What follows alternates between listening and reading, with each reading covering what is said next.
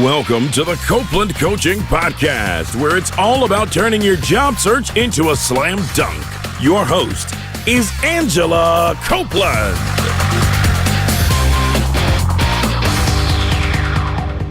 Welcome to the Copeland Coaching Podcast. I'm your host, Angela Copeland.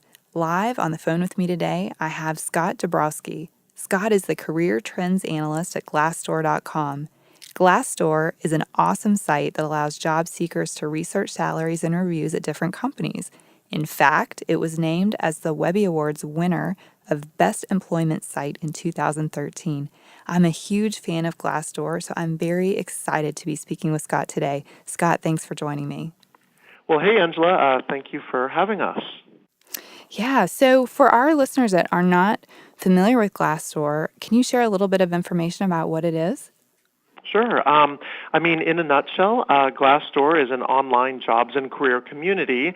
Some call us we're kind of like the Yelp for jobs and companies, meaning employees do voluntarily and anonymously come to Glassdoor, and what they do is share workplace insights, company reviews and ratings, salary reports, interview reviews, even office photos of what it looks like inside the walls of where they work. And the whole purpose of Glassdoor is to help others get an inside look of what it's really like to work in a specific job title at a specific company.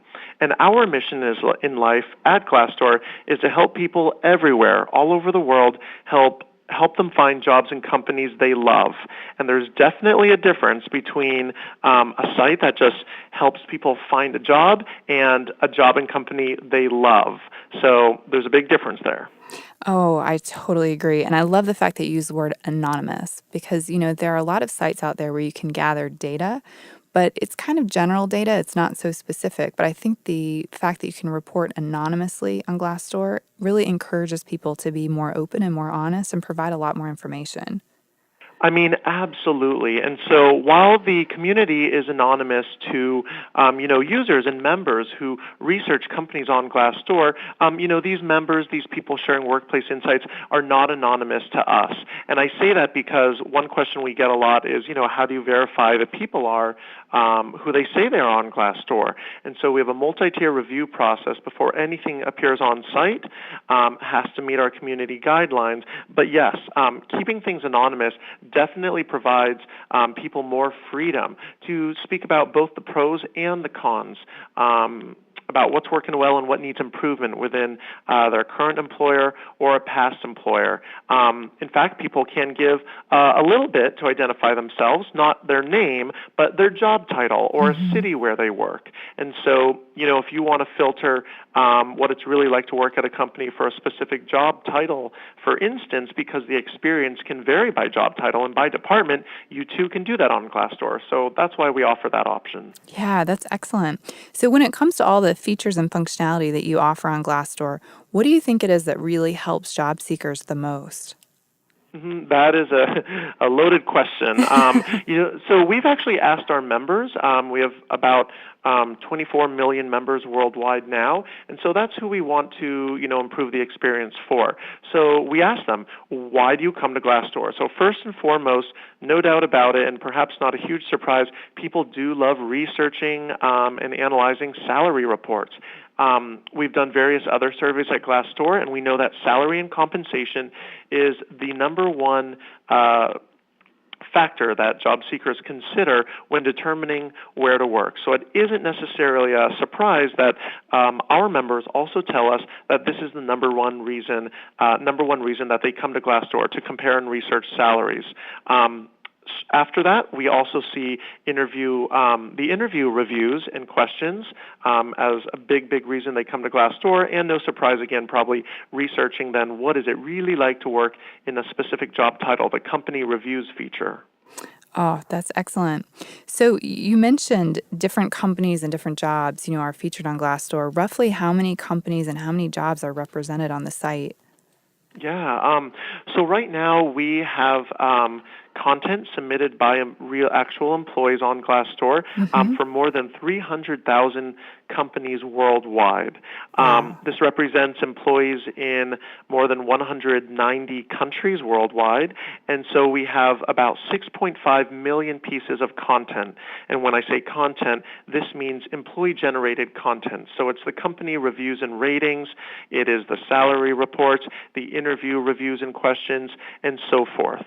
So it's quite the gamut, and we're pretty proud of the growth. When we launched about 6 years ago online, we just had 3,000 pieces of content for about 250 companies just within the U.S. So we've definitely grown. Wow, that's incredible.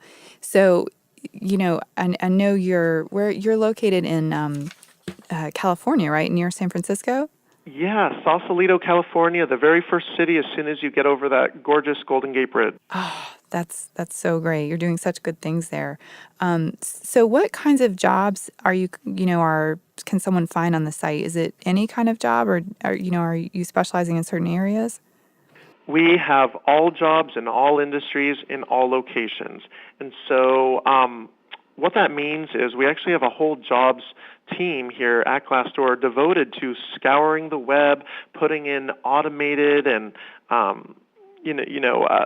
automated searches to crawl the web all the time, and so that our job listings, that we're getting all the job listings that are out there, and they're being updated in real time. So we feature all of the jobs in the U.S. There's more than 4 million of them currently.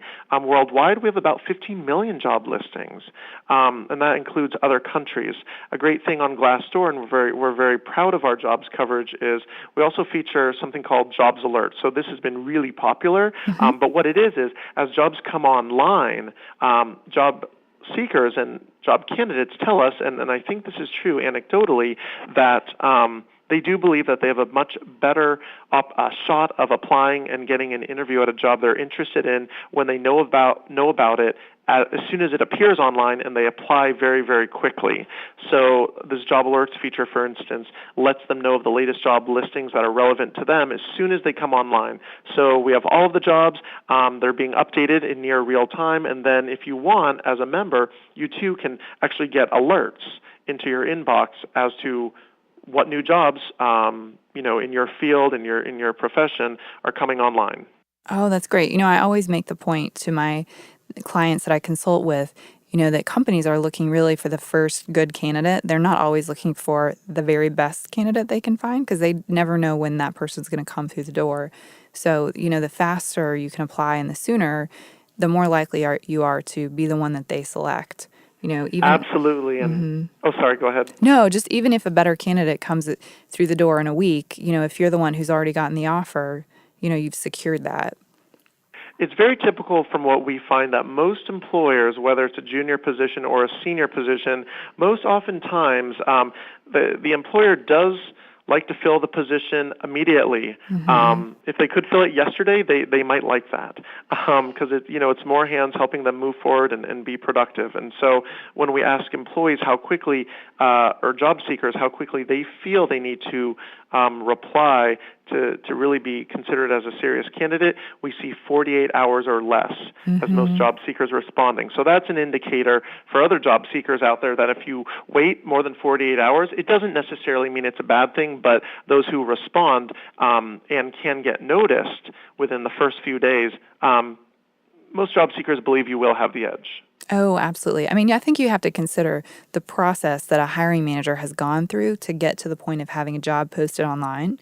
They've probably needed help for quite a while. They've had to go through a process within their company to justify a new position, to get it posted, to get it approved. So by the time it's online and you know about it, they definitely needed someone yesterday. I think that's something important for job seekers to be aware of, actually, because it's not like a hiring manager decides usually independently to just post a job. It needs to go through a vetting process, an approval process, a review of how the job listing is the copy and the language being used in it. What is the compensation package looking like? So all of those are pieces of the puzzle that are determined before it's posted. And so why I think that's a valuable thing for job seekers to know is because it lets them know that when they apply to a position, if they're very laissez-faire about it and don't put a lot of effort, they probably won't get noticed because it did take the hiring manager a lot of effort and time to get that job listing out there. So, don't just fire away a resume. We hear this all the time. It really needs to be customized. Oh, I totally agree. So as the internet has kind of grown over time, it seems like it's really changed our job search process. Can you talk a little bit about sort of in your mind, sort of that change that we've seen and how companies like Glassdoor websites are helping in that search in a way that's kind of new and different? Yeah, and if we kind of look at the history of job search and jobs being open in the past 10 years, we all know that 10 years ago, there were job listings at the time on the internet. People were still replying on even just the job ads on, in their local newspaper. And what this indicates is that they were looking for relevant jobs and job titles. Then, as the internet has progressed and sites such as Glassdoor have come online in 2008, what it is it's paved the way for workplace transparency. And before, the job seeker would get all of the information from just one side, the employer. And it wasn't necessarily factually wrong or incorrect, but as we saw other sites that embraced transparency, such as Amazon for an iPod or Yelp for even what restaurant, people started kind of asking themselves, and certainly our co-founders here at Glassdoor asked themselves, wait a minute, if I'm spending most of my week in a job at a company and yet maybe a few hours at a restaurant, or I'm going to spend $50 on an iPod and that's just, music for me, these are kind of more trivial decisions. Why can't I get the information I need most to make a more informed decision about where I'm spending most of my time? And so that's how kind of the concept for a site like Glassdoor helped it originate and helped our company be born. And part of what is on Glassdoor, too, isn't necessarily new. People have been talking about this stuff at a dinner table, in line, with their friends, with their family, for years and years and years. It is just documented in this career community now to allow others having access to it and be able to research it specifically for them. So it's in a more kind of user-friendly experience. But people have been talking about their jobs in companies and bosses and coworkers since the dawn of time. So with a site such as Glassdoor, the genie is out of the bottle. There is no going back. There's other, forums and social media sites as well that are, vehicles for these types of conversations. And so today, the job search is, yes, still identifying a job or job title relevant to you, but we're consumers. We are consumers of the employment space as well. And so everyone is doing their research now to make a more informed decision, reading reviews, ratings, and we value what those in the shoes we may walk in have to say about it. The same way we look at, restaurant reviews before going to a restaurant that we might see on Yelp.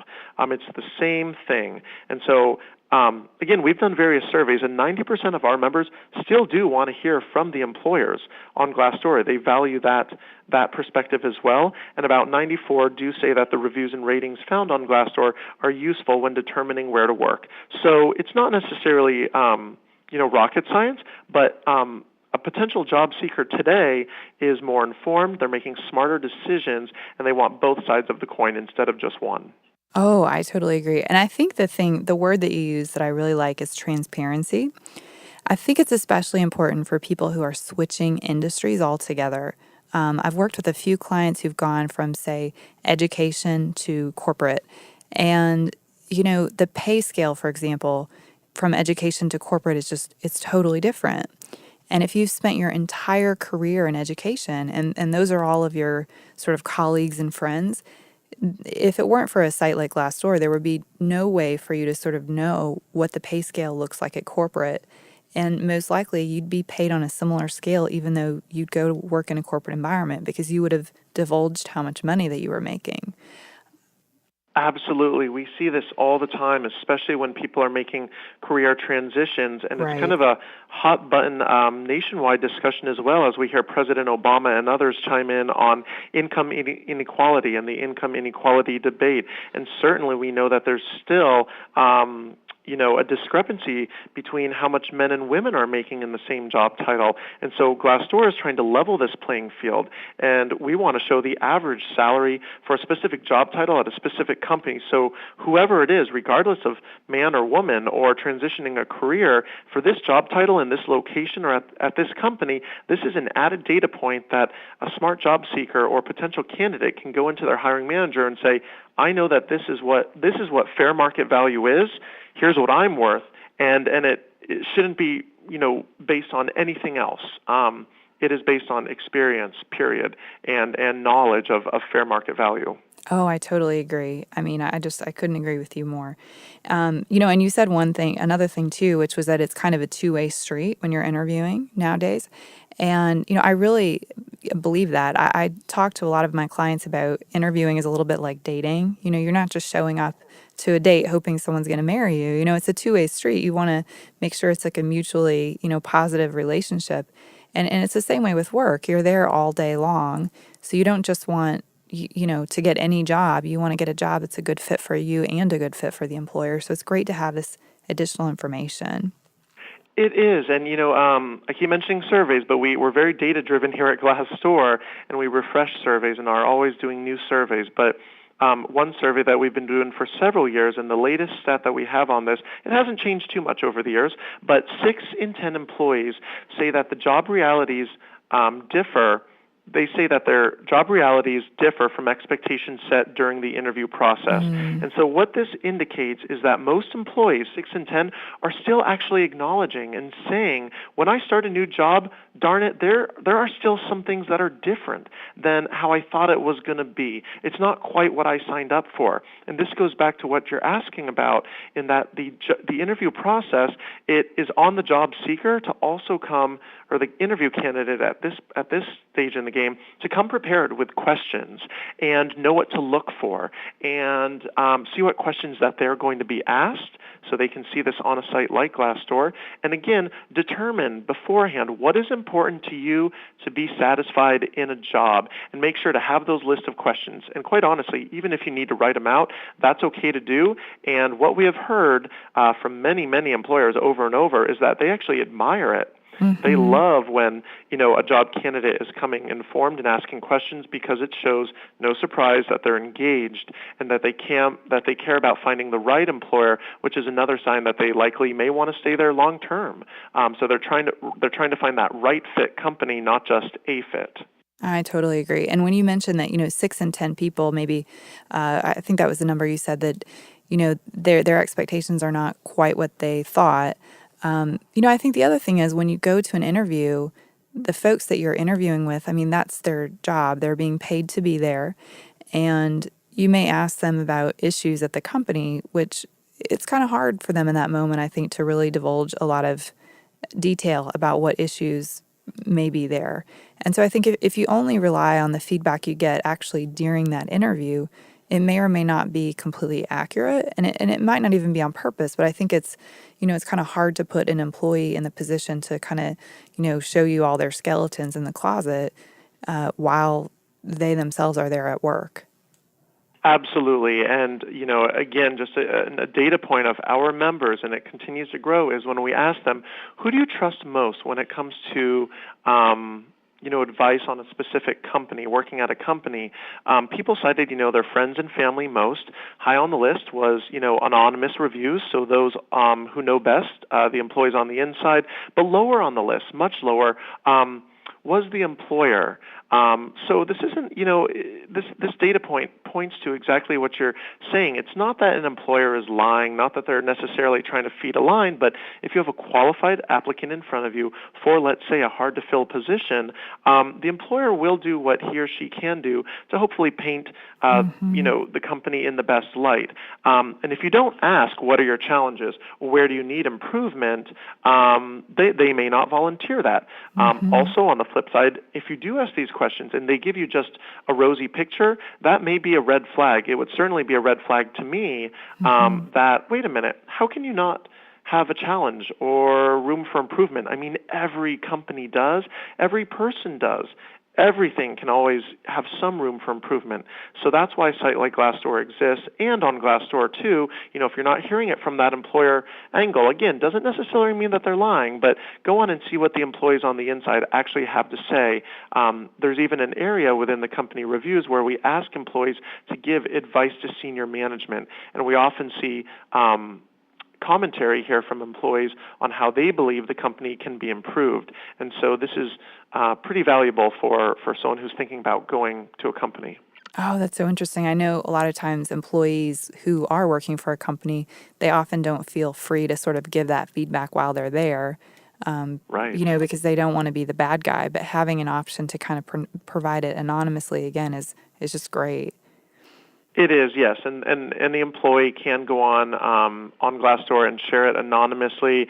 Even, in fact, any employer who ever asks for their identities, we will never, ever give that out. And so it's nice to see this freedom of speech actually being embraced and empowering employees online. And it's really also been great to see even several, challenges legally struck down in recent years. In this whole kind of reviews and ratings game, whether it's Glassdoor, Yelp, or otherwise, freedom of speech, speaking freely about one's company, is being upheld and embraced and encouraged. And so, whether it's face to face or online, it's being embraced. Oh, that's so exciting. So, from your perspective, what's one of the biggest hurdles that you see job seekers facing today? Oh, that is a great question. I would say, one of the biggest hurdles that job seekers are facing today is learning and understanding that a job search doesn't always necessarily start with a job title. So when I hear even friends, family members, and certainly a lot of our members talk about how they're job searching, and we have a lot of career and advice and tips also on our blog, people are searching for job titles. In today's job environment, especially post the Great Recession, many companies have restructured. They are being a little more nimble and smarter about how they are using their resources, their human capital, and their employees. So while you think you may be right for one job title, you could be searching for another job title. There may be job titles that you're not even aware of. So the reason I keep saying this is I find that really successful job seekers actually today are no longer embracing searching for a job title first, but they're identifying at least 5 employers and hopefully in cities that they'd like to work, whether near or far, that they'd like to work for, and then going in and checking out their open job listings. So you're looking for a company that aligns with your kind of the company culture that you'd like to be a part of. You can see certain departments and job titles that they have open. And if you have 5, it's very likely that there could be one opening right now or some coming online in the near future.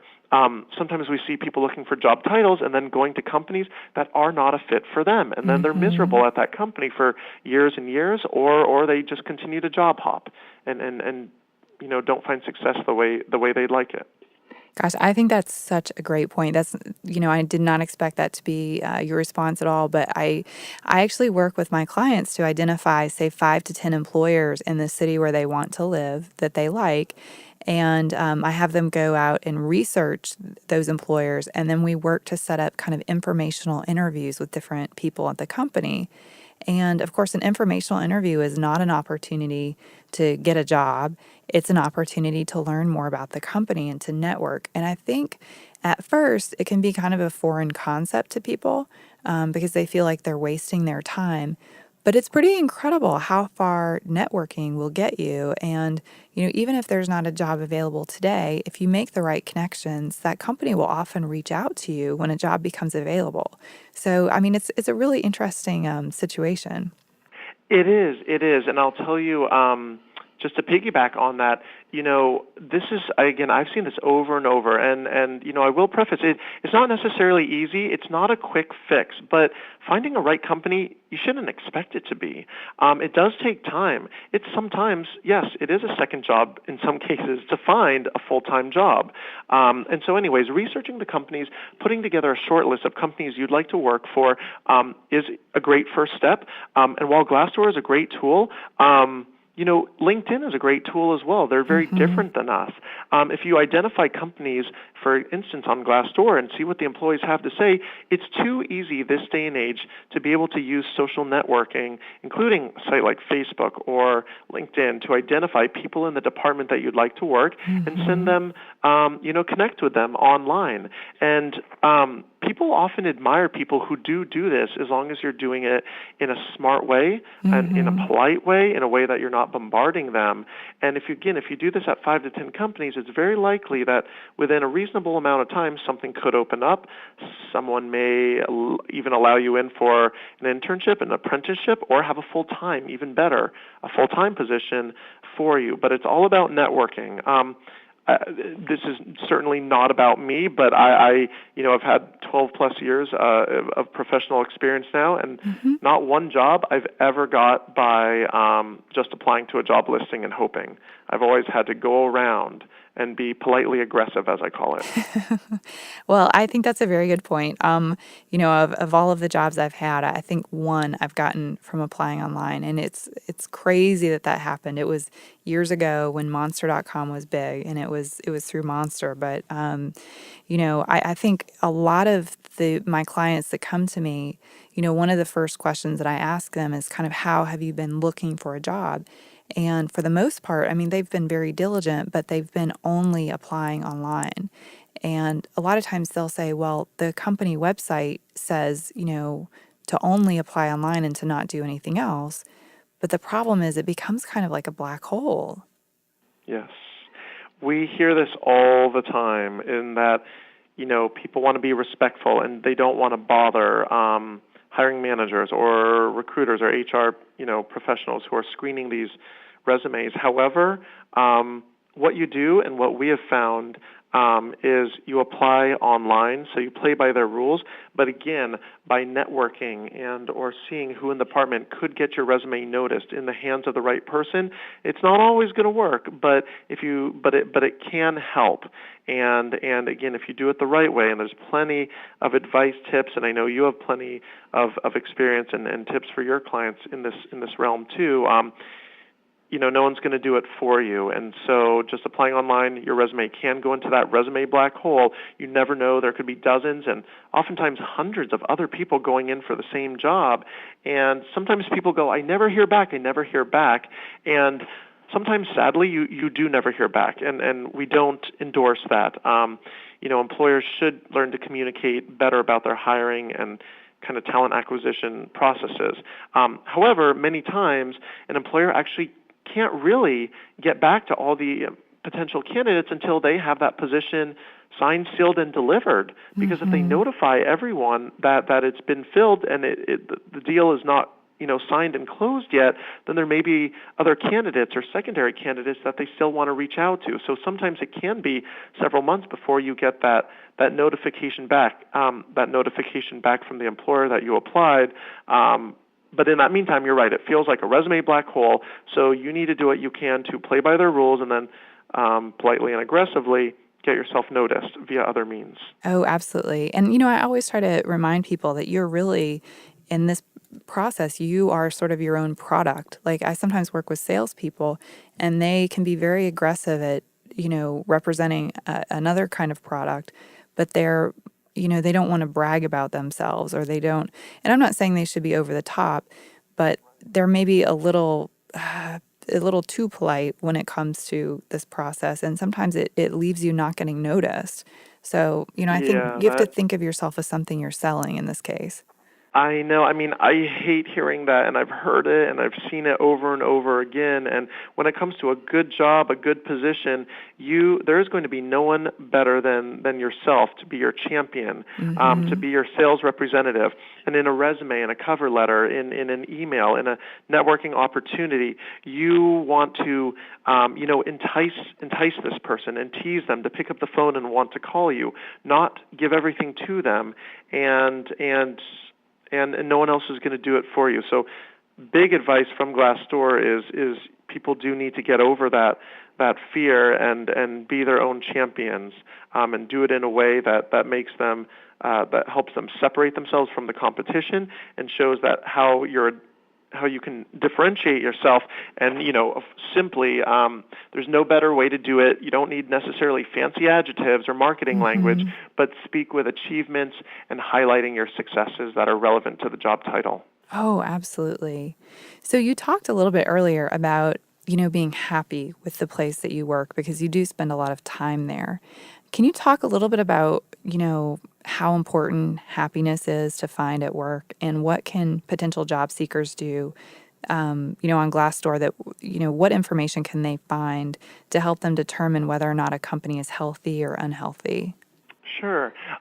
So there is, first off, we've definitely seen a correlation anecdotally between satisfaction on the job and productivity on the job and career opportunities as well.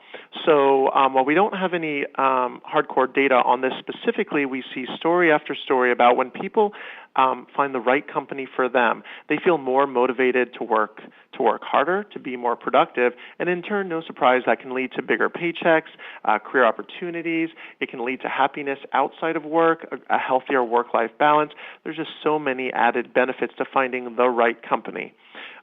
People always go, though, how can I be happy at work? And so what this entails first is every single person is different. Do you have a family to support? Are you, a single male in your 30s?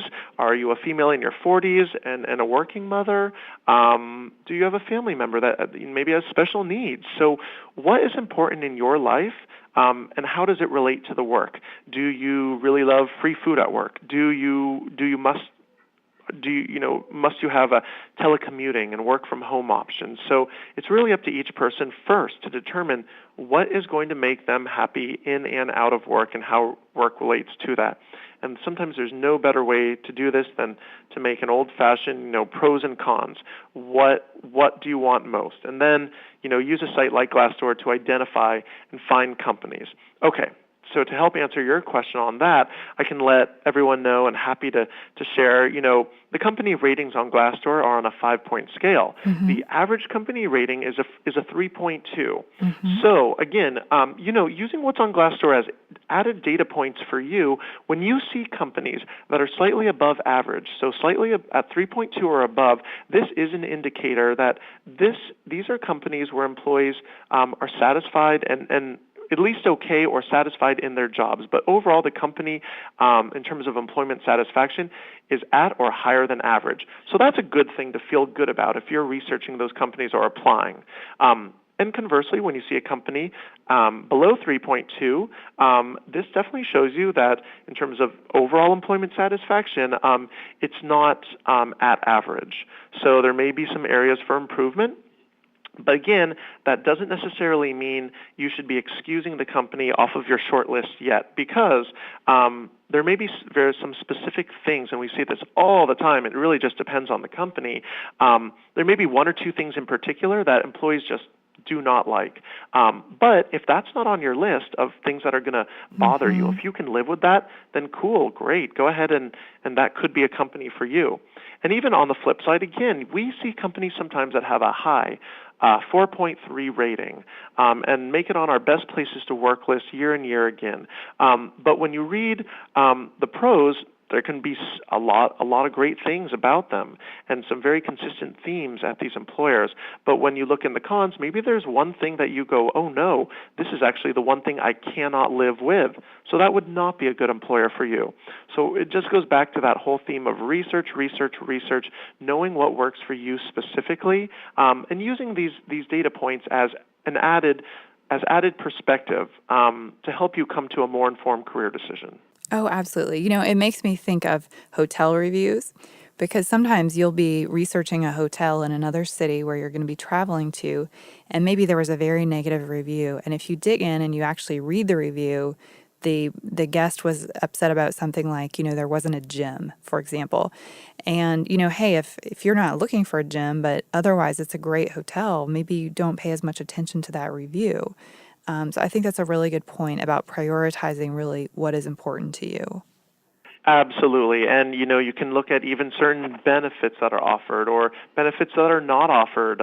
We know benefits play a huge piece of the total compensation package for people. So this is something that, you may want to focus on depending on who you are. Oh, absolutely. Does Glassdoor ever provide any research about cities, or is it specifically focused on companies?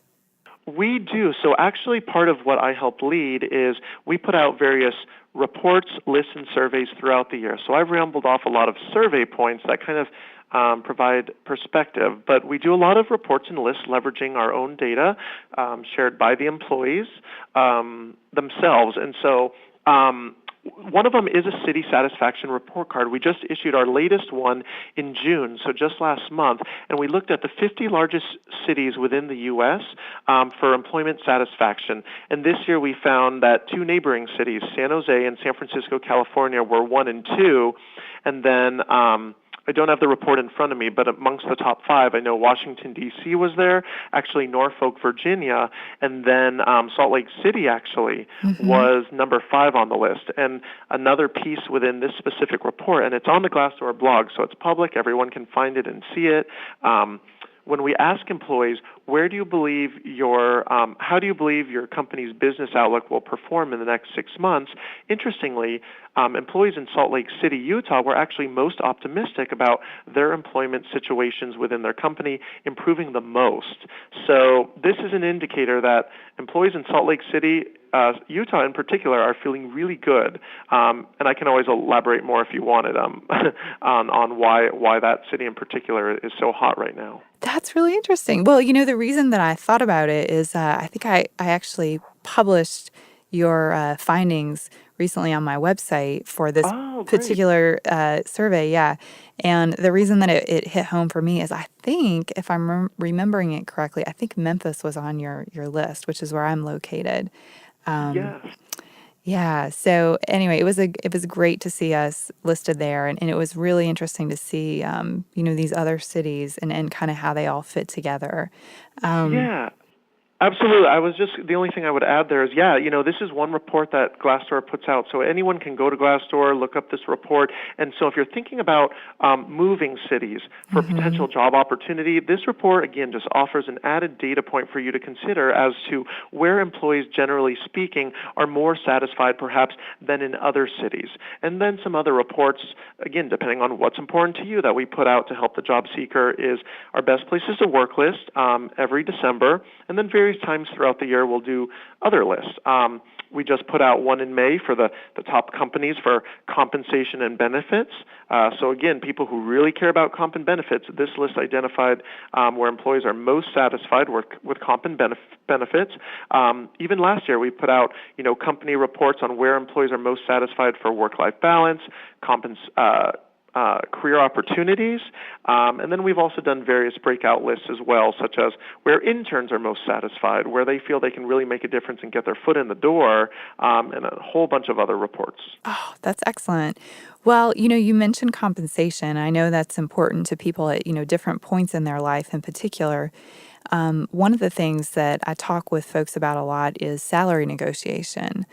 And I'd love to get a little insight from you because I found that many people have actually never really negotiated their salary. They've either kind of accepted a job offer or they've rejected it, but they weren't necessarily aware that there was some room in the middle. So I'd love to get some feedback from you on just negotiation in general and, how the information on Glassdoor is helpful.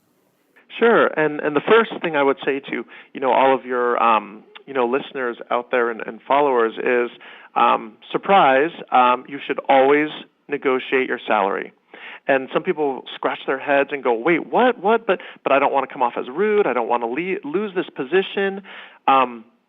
Employers are always ready if they've identified you as the person they want to give the job to, and you've been offered the job, and now you're up for salary negotiation, or they've given you a salary package. It is on you to know and use a site like Glassdoor as to what the fair market value is. What else is a part of the compensation package? So it's really important to keep in mind it's not just a base salary or even an hourly wage. What kind of benefits are there? Whether you're full-time or part-time, are they offering? Even a flexible schedule or working from home. This does play into overall satisfaction, and that can be negotiated as well. So going in, using a site like Glassdoor, you should know your fair market value. So what I mean by that is looking at your company ahead of time, but also its competitors, and using the filters on Glassdoor to break out by years of experience, by the city you're in, and understanding what is the average base salary and total compensation for your company, but also its competitors. And then on you, looking at these data points and presenting one or all of them or merging them together, depending on, kind of your industry and the job title you're going for, and presenting it. And this is not a surprise to employers. They know everyone, is looking for a fair compensation package, and a handsome one as well. So if you're being offered something, let's say it's way above fair market value, well then okay, you may want to tread lightly. But most often you'll be offered something that's within this realm. And so going in with the knowledge and your magic number, as some people refer to it, is incredibly helpful. Your magic number is kind of an indicator of what base salary is going to make you happy in a job. And if an offer is below that magic number and you ask for your magic number then or above and they don't deliver on it, you really may have to think twice if you want to take the job or not, because the whole point of taking a job is to hopefully stay there, advance, and continue to earn a higher paycheck and grow with the company as well. Oh, absolutely. And I think the thing to remember, too, is negotiation can be uncomfortable, but it's uncomfortable for just a few minutes. So, if you can kind of make it through that, I mean, you negotiate your salary up so much more in those 5 or 10 minutes than you can in a few years once you actually get into a company. So I think it's Absolutely. really important to start on a good foot with that. Absolutely, it is. I couldn't agree more. And again, it's, as opposed to just like I think or I feel, when you leverage data, it's much easier to negotiate. And actually, when you leverage data and having, a point of reference, a fair market value based on employees themselves in the same city that you are, this actually removes some of the sense of uncomfort. Feeling uncomfortable if you are fearful of feeling that, because it's not you thinking or feeling or just going off of your gut. You're merely saying, here's what I see other employees saying that they're receiving for the same job title, and this is what I feel I deserve as well. Mm-hmm. And it's hard to argue off of that. I totally agree. So we've covered a lot of the areas of Glassdoor. Are there any other areas that we haven't covered that job seekers should really check out? There's a really exciting area that's being added very soon. So it's hard for me to unveil or speak about right now, but I would. I'm very happy to let job seekers know that there's going to be some new features to Glassdoor coming in a matter of weeks. And so definitely keep your eye on company pages, but it'll be an added piece that'll really help people understand companies even more. And we're excited to be working on that. That's so exciting. I'll definitely be looking for it. Well, my very last question for you, is there any other advice that you'd offer to our listeners today who are looking for a job? The only other advice I would offer, is to stay calm in the beginning. Looking for a job and embarking on a job search is most of the time not fun. Most of the time it's a lot of rejection, quite honestly. Mm-hmm. Most of the time it is a lot of hours. But if you understand that this is actually how it's supposed to be, or how it can be in many cases, you're kind of setting yourself up for only success. And you're going to put yourself out there more, and the right fit will come along. Also, just because you get an offer doesn't mean you need to jump on it first. Mm-hmm. So it's really just doing your research. If it doesn't feel right, it probably is not. And so this day and age compared to 5 years ago or 10 years ago, it's all about research, research, research. It's too easy this day and age to not do your research, or so you really need to do it. It's all out there and it's all free for you. Absolutely. So I think it's obvious for everyone, but if you haven't been to Glassdoor, you go to www.glassdoor.com, and that's where you can get all of this information. And it's free to set up an account and to gather this kind of data on the site. I believe the entire site is free. Is that true? It is entirely free. And so what we do is, anyone who's new to Glassdoor, you get several days, up to a month of using the site on as much as you want, unlimited, to research jobs, companies, salary reports. And then at the end of 30 days, we have what's called a give to get model. And what this means is you would receive a little pop-up that says, hey, we see that you've been using Glassdoor and enjoying the experience. If you can contribute one piece of content to our community, you'll get unlimited access for the rest of your life. So we don't think it's too much to ask people who are using our service to contribute one piece of content anonymously, whether that's a salary at their current or previous job, or a company review of where they've worked or have previously worked. And that only takes probably 2 minutes tops. So you just sign up for that account, share a review, and then bam, you get access to this information that's only growing for the rest of your life. Oh, that's great. That's so great. Well, thank you, Scott, for joining me. This discussion has been very helpful. And thank you to everyone for listening. Tune in next week for another edition of the Copeland Coaching Podcast. Thank you for listening to the Copeland Coaching Podcast today with your host, Angela Copeland. Tune in next time to get more great tips on turning your job search into a slam dunk.